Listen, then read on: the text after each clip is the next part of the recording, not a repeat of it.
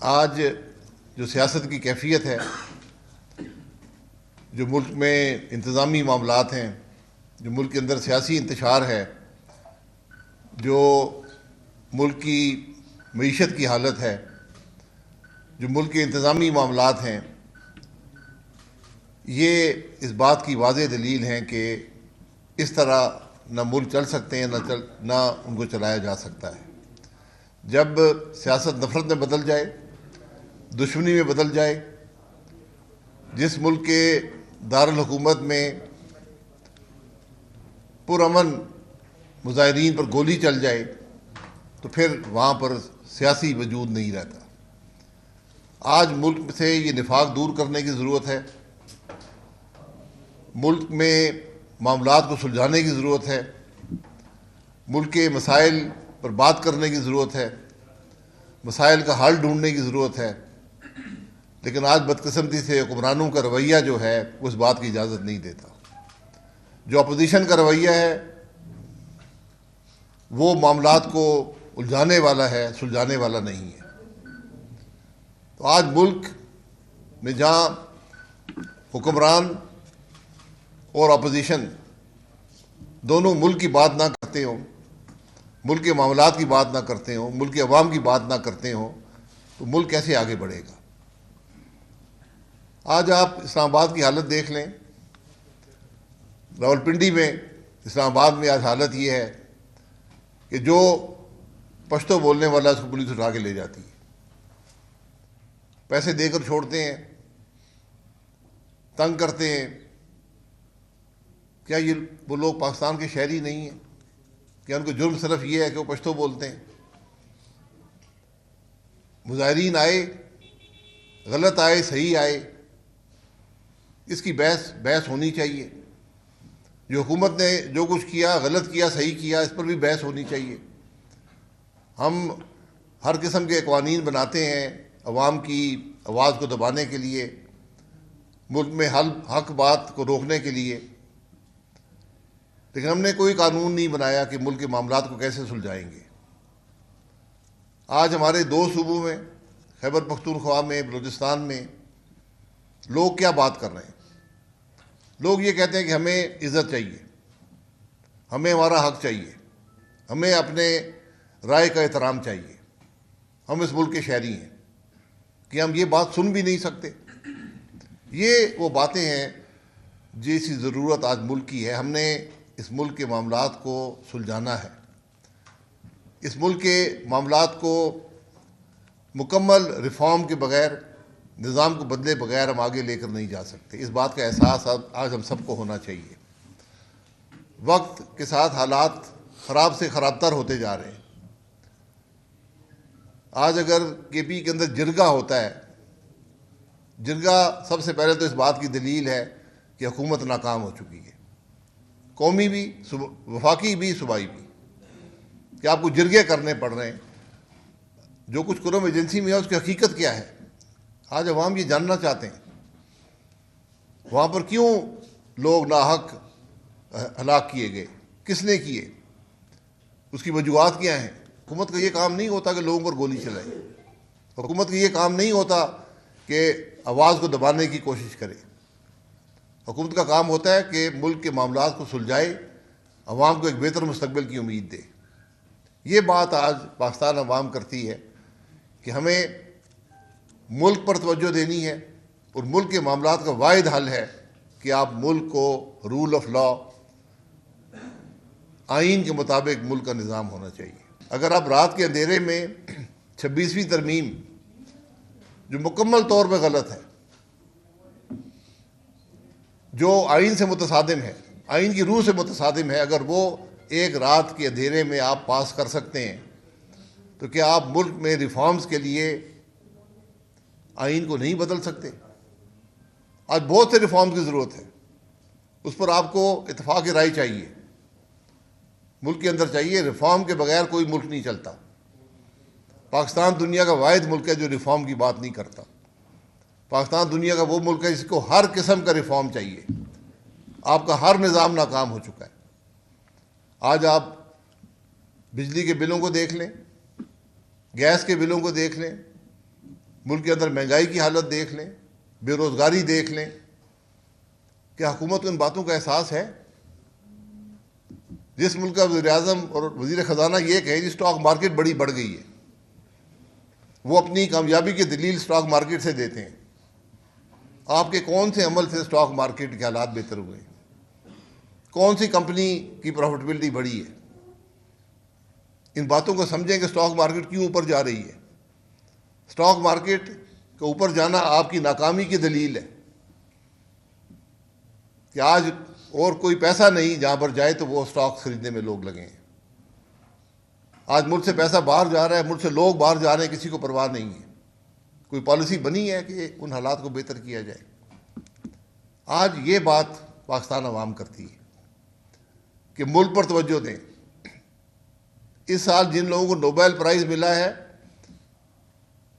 ان کی جو بنیاد ہے جس پر ان کو ملا ہے وہ یہ ہے کہ جس ملک میں قانون کی حکمرانی نہیں ہوگی، رول آف لا نہیں ہوگا، اس ملک میں معاشی ترقی نہیں ہوگی. کیا وہ لوگ غلط ہیں جن کو نوبل پرائز ملا ہے، یا پاکستان کی حکومت غلط ہے جو یہ سمجھتی ہے کہ رول آف لا کے بغیر بندوق کی نالی سے ہم معیشت ٹھیک کر لیں گے؟ یہ آج پاکستان کے حقائق ہیں. آج ہم سب کو سوچنے کی ضرورت ہے، اکٹھے بیٹھ کر معاملات کو حل کرنے کی ضرورت ہے. نفاق سے ملک کے معاملات کا حل آپ کو نہیں ملے گا. جناب سر یہ بتائیے گا کہ شہباز شریف صاحب نے کہا کہ سپہ سالار نے مکمل طور پر معاملات کی یقین، یعنی کہ وہ ساتھ یا کالے اس طرح کی تفصیل بھی دی ہوئی. آپ کہہ رہے ہیں کہ گولی چلانے کا آرڈر دیا ہے یا گولی چلائیں گے مظاہرین پر، کیونکہ گھروں پر رات بھی 2 صحافیوں کے گھروں پر ریڈ لگے. اس ساری صورتحال میں راہ حل کیا ہے؟ آپ اتفاق رائے کی بات کر رہے ہیں، کیا پولیٹیکل قیادت فیل ہو چکی ہے، ناکام ہو چکی ہے کہ وہ اپنے مسائل خود حل کر سکے؟ دیکھیں، یہ پہلی بات ہے کہ حکومت تو آج بھی منحرف ہے. وہ کہتے ہیں گولی چلی ہی نہیں ہے، کوئی مرا ہی نہیں ہے. تو جو حکومت جو یہ سوچ رکھتی ہو اسلام آباد میں گولی چلے، ذمہ داری حکومت کی ہے. حکومت کا سربراہ وزیر اعظم ہے، آرمی کا چیف نہیں ہے.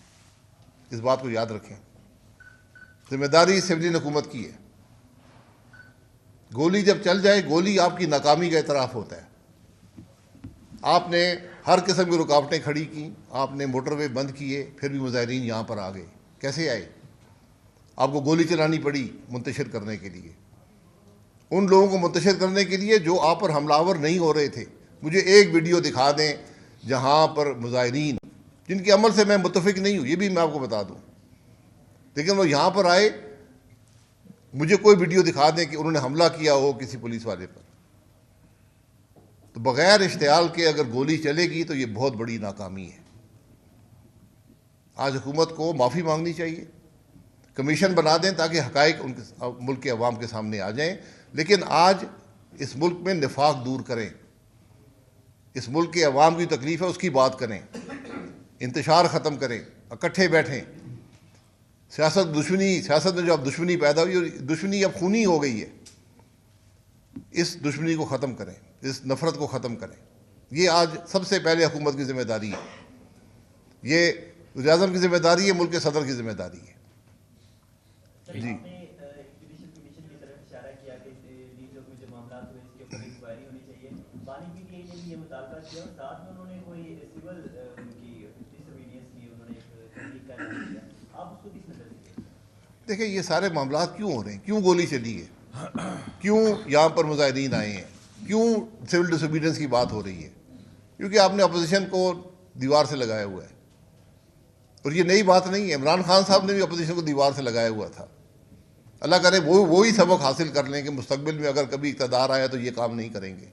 کیونکہ آج کے حکمرانوں کو سبق نہیں ملا نا. ہم نے بھی 4 سال عمران خان کی اپوزیشن میں گزارے اور مشکل حالات تھے، لیکن کسی کو سبق حاصل نہیں ہوا. ہم اپنی غلطیاں دہرانے پہ تلے ہوئے ہیں. تو طریقہ ایک ہی ہے، آپ کو اکٹھے بیٹھنا پڑے گا. یہ ملک سب کا ہے، یہ ملک کسی ایک جماعت کا نہیں ہے، کسی ایک ادارے کا نہیں ہے. یہ ہمارا ملک ہے، ہمیں اپنا ملک واپس چاہیے. ایک منٹ. جی بتائیے گا کہ آپ وزیر اعظم بھی رہے ہیں اور جس وقت دھرنا ہوا تھا اس وقت آپ حکومت میں شامل تھے. اس وقت کی صورتحال اور آپ کی صورتحال میں کیا فرق ہے؟ اور दूसरा ये कि आप वज़ीर-ए-आज़म रहने के बाद आप एक पॉलिटिकल पार्टी को लीड भी कर रहे हैं, आप हुकूमत को भी तनकीद का निशाना बना रहे हैं, आप कह रहे हैं कि अपोजिशन भी मसाइल भूल जा रही है, तो बतौर एक सियासतदान आप ब्रिज का किरदार क्यों नहीं अदा करते कि सबको एक प्लेटफॉर्म पर इकट्ठा करने के लिए सबके पास जाएं, उनको बिठाने की कोशिश करें? देखिए, मैं वज़ीर-ए-आज़म रहा हूँ, जो कुछ मेरे दौर में हुआ है मैं उसका ज़िम्मेदार हूँ। धरना सही हुआ है, गलत हुआ, हमने गोली तो नहीं चलाई, किसी को कत्ल तो नहीं किया, जो कुछ हुआ उसके हक़ाइक़ बड़े तल्ख़ हैं। मैं हमेशा कहता हूँ ट्रूथ कमीशन बना दें, उसके सामने आके मैं बयान कर दूंगा। मैं किसी कंट्रोवर्सी में या किसी को नहीं डालना चाहता। ब्रिज बनने के लिए ब्रिज की बुनियादें चाहिए होती हैं, ख्वाहिश चाहिए होती है कि ब्रिज यहाँ पर बने, तो ख्वाहिश आज मुझे नज़र नहीं आती, ना हुकूमत से आती है ना अपोजिशन से आती है। हर एक अपने मफाद को ढूंढ रहा है, मुल्क के मफाद की बात इनमें से एक भी नहीं कर रहा, अवाम के फलाह की बात इनमें से एक नहीं कर रहा, तो किस बुनियाद पे ब्रिज का किरदार को अदा कर सकता है? सर ये मिफ्ताह साहब बैठे डॉक्टर हैं। साहब ये बताइएगा कि अपोजिशन अलायंस बनाने के हवाले से कोशिश की जा रही है, क्या आपको की दावत मिली है पीटीआई की तरफ से? देखिए, ना हम अपोजिशन में हैं ना हम हुकूमत में, हम पार्लियामान में नहीं हैं। हम तो आज मुल्क की बात कर रहे हैं, जो मुल्क की बात करेगा हम उसके साथ हैं, हुकूमत करे हम उसके साथ हैं, अवाम की बात करें हम उसके साथ हैं, मुल्क में रिफॉर्म की बात करें हम उसके साथ हैं, अपोजिशन करे या हुकूमत करे। आज करनी सबको चाहिए, किसी एक के बस की बात नहीं है। मिफ्ताह साहब ये बताइएगा कि गरीब का चूल्हा बुझ रहा है और स्टॉक मार्केट ऊपर जा रही है, आप वजीर खजाना भी रहे हैं, ये क्या गीदड़ सिंगी है कि 1 लाख से भी ऊपर चली गई और मैशत का पहिया जो उसी तरह रुका हुआ है? पहले मैं आपका शुक्रिया अदा करता हूँ कि आपने मुफ्ता नहीं कहा और मिफ्ता कहा है। आप पहले आदमी हैं पंजाब में कम से कम। सर वो ये जो 1.5 लाख लोग स्टॉक मार्केट में काम करते हैं, उनके लिए तो ये बड़ी अच्छी बात है, खुशाइन बात है कि स्टॉक मार्केट ऊपर जा रही है, मगर ये मईशत को समझने के लिए आपको इकनॉमिक्स में डिग्री होनी ज़रूरी नहीं है, आपको पाकिस्तानी होना ज़रूरी है पाकिस्तानी मईशत समझने के लिए। आप देख लीजिए कि आपके घर का चूल्हा आसानी से जल रहा है, आप देख लीजिए कि अगर आप बच्चों की फ़ीस भरते हैं और बिजली का बिल भरते हैं तो फिर आपके पास राशन के पैसे रहते हैं कि नहीं रहते। आप देख लीजिए कि अगर राशन के पैसे देते हैं तो खुदा न खास्ता कोई बीमारी हो जाए तो उसकी दवा दारू के पैसे होते हैं कि नहीं होते। क्या आज पाकिस्तानी उस पाकिस्तानी से बेहतर है जो 10 साल पहले वही काम करता था? 10 साल पहले जो अनस्किल्ड लेबर था, जो 2-3 बच्चों की कफालत कर सकता था, क्या आज वो कर सकता है? क्या पाकिस्तान के अंदर 40% लोग खतरे गुर्बत के नीचे नहीं है? तो ठीक है, हम स्टॉक मार्केट ऊपर गई है, अच्छी बात है, मैं इसमें कोई बुरी बात नहीं है, लेकिन आज भी 10 करोड़ 50 लाख लोग, ये वर्ल्ड बैंक का तखमीना है, 10 करोड़ 50 लाख लोग पाकिस्तान में खतरे गुर्बत के नीचे रहते हैं। इनमें से 7 करोड़ से ज़्यादा बच्चे हैं। आज भी लाखों बच्चे जो हैं इस पाकिस्तान में भूखे सोएंगे, ये चीज़ याद रखनी चाहिए। तो हम मईशत की जब बात करते हैं तो हमारे यहाँ पिछले 5 सालों से 3% भी हमारी इकनॉमिक ग्रोथ नहीं हुई है। पिछले 5 सालों के अंदर पाकिस्तान की मईशत में औसत इनकम जो है वो लोगों की कम हुई है। हर पाकिस्तानी औसतन गरीब हुआ है। इस साल भी जब 1.7% पिछले साल जो इनकम पिछले 3 सालों में बढ़ी है और 2.5% हमारी आबादी बढ़ती है, तो हम 0.8% से हर साल गरीब हो रहे हैं। और इसका इफेक्ट आप लोगों को आपकी तनख्वाहों में नज़र आ रहा है कि कहीं आधी तनख्वाह दी जा रही है, कहीं पूरी तनख्वाह जर्नलिज्म में दी जा रही है, और जहाँ जिन इदारों में पूरी तनख्वाह भी दी जा रही है, आप देख लीजिए कि क्या महंगाई के तनासब से किसी की इनकम बढ़ी है? तो आंसर उसका नहीं है।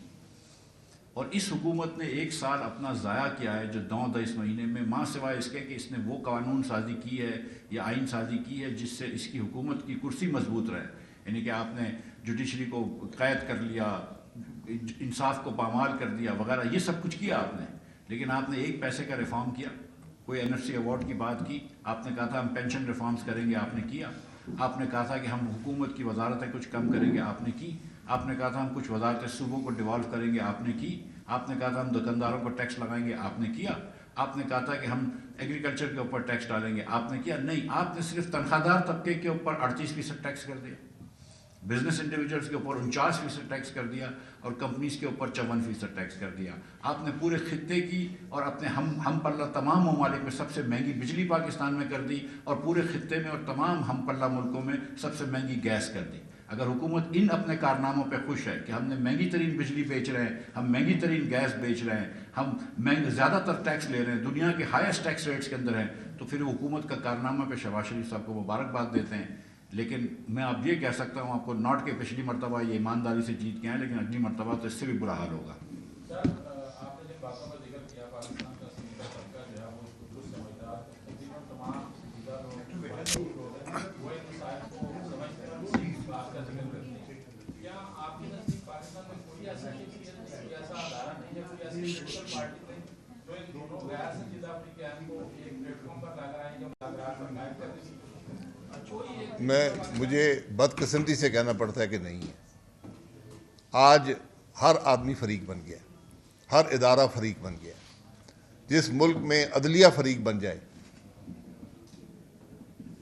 آج جس ملک میں جو پارلیمان ہے، جو ایگزیکٹو ہے، وہ عدلیہ کو اپنے تابع کر لے۔ شہباز شریف صاحب کی 26 مہینے کی حکومت ہو چکی ہے، پچھلے 16 مہینے ملا کر۔ شہباز صاحب نے ہمیں 26 مہینے میں ایک تحفہ دیا ہے، 26ویں امینڈمنٹ۔ یہ پاکستان کے پارلیمانی نظام کو، پاکستان کے آئینی نظام کو ختم کر دے گی یہ امینڈمنٹ، آپ یاد رکھیں۔ یہ واپس ہوگی ایک دن، اس دن ہم افسوس کریں کہ ہم نے غلط کام کیا تھا۔ تو اس سے ہم نے کچھ سیکھا نہیں ہے۔ ہم ایز اے جماعت بھی، میں ذاتی طور بھی، ہم نے سندھ ہائی کورٹ میں پٹیشن کر رہے ہیں آئینی ترمیم کے خلاف، کہ کم از کم ہم ریکارڈ پر ہوں کہ ہم اس ملک کی بڑی خرابی کے خلاف ہم نے کم از کم آواز تو اٹھائی ہے۔ اب عدالتوں کا کام ہے فیصلہ کریں کہ یہ ترمیم درست ہے یا نہیں ہے۔ میری نظر میں آئین سے مکمل طور پر متصادم ہے، ملک کے نظام کی تباہی کا باعث ہوگی۔ جہاں تک یہ آپس میں بات کرنے کی ہے کہ جو آج فریق بنے ہیں، حکومت اور اپوزیشن جو فریق ہیں، یہ ان کے اندر کیسے ایک راستہ ڈھونڈا جائے، تو میں اور کچھ اور دوست ہم کوشش کر رہے ہیں کہ جو لوگ اس معاملے میں ایک بہتر سوچ رکھتے ہیں ان کو ساتھ ملا کر ایک کوشش کی جائے کہ یہ جو نفرت ہے اس میں کچھ کمی ہو، جو یہ دوریاں یہ ختم ہوں، اور ہم کم از کم ایک ٹیبل پر بیٹھ کر پاکستان کے مسائل کی بات کر سکیں۔ آج مجھے بڑی کلیئرٹی ہے اس معاملے میں۔ ایک ہی راستہ ہے آپ کے پاس کہ سب ایک ٹیبل پر بیٹھیں، ملک کی political, military leadership, judicial leadership, اور ایک ایجنڈا طے کریں کہ ہم نے ملک میں کیا کیا ریفارمز کرنے ہیں، ملک میں کیا کیا اصلاحات کرنی ہے، ملک کے نظام کو کیسے چلانا ہے، اس کے بعد آگے چلیں۔ ورنہ جتنا ہر گزرا دن اس ملک پر بھاری ہوگا، یہ ضائع کر رہے ہیں آپ اس ملک کے اندر یہ وقت۔ پاکستان نے آج یہ 7واں سال ہے، یہ ضائع کر دیا ہے۔ ہم نے کچھ نہیں کیا اس ملک کے اندر، کوئی ریفارم نہیں کیا، کوئی اصلاح نہیں کی، کوئی بہتری نہیں کی، کوئی عوام کے لیے قانون نہیں بنایا۔ آپ نے خرابیاں ہی پیدا کی ہیں، اور آج بھی مزید خرابی کی طرف تلے ہوئے ہیں۔ تو اس لیے ہم تو اپنی کوشش کریں گے، اس میں اللہ تعالیٰ کامیابی دے، لیکن کوشش کرنا ضروری ہے۔ ہم کوشش کریں گے کہ ان کا آپس میں جو یہ نفاق ہے یہ ختم ہو، اختلافات دور ہوں۔ سر آپ کل میں بیٹھ کے بات کر رہے ہیں، تو یہ بھی بتائیے گا کہ کل بھی آپ کے حوالے سے ایک گردش کرتا رہا کہ آپ بانی پی ٹی آئی سے بھی اڈالہ جیل میں ملیں گے، اور اس میں آپ یہ بھی چل رہی کہ سسٹم اگر اجازت دے تو ملنے کے لیے تیار ہے، تو جو آپ بیٹھنے کا سوچ رہے ہیں ہم خیال لوں۔ دیکھیں یہ سوال انہوں نے کیا تھا، ہم ہر ایک سے ملنے کو تیار ہیں، ہمارا کام ہے۔ ہم یہ اپنی ذمہ داری سمجھتے ہیں کہ آج اس ملک میں جو متحارب گروپ ہیں، جن کو حکومت اور اپوزیشن ہونا چاہیے تھا، وہ آج متحارب ہیں، وہ آپس میں جنگ میں مصروف ہیں۔ ملک ہم سب تماشبین بنے ہوئے ہیں، پورا ملک تماشبین ہے۔ تو اس خرابی کو ہم نے دور کرنے کے لیے جو کوشش بھی ہو، جس سے ملنا پڑے، ہم کم از کم اسی لیے ہم کوشش کر رہے ہیں کہ 6-8 لوگ ایسے ہوں جن کی کوئی سیاسی قد کاٹ ہو، جو بات کر سکیں، جو اس دوری کو ختم کرنے کی کوشش تو کریں۔ کیا سمجھتے ہیں کہ جو موجودہ پارلیمان ہے مسائل حل کرنے کی جو ہے نا وہ اہلیت رکھتا ہے، اور آپ کیا سمجھتے ہیں کہ جو عام انتخابات ہیں وہ بر وقت ہو جائیں گے؟ جو پارلیمان ساری رات بیٹھا رہے بغیر پڑھے آئینی ترمیم پاس کر دے، اسے آپ امید رکھتے ہیں کچھ؟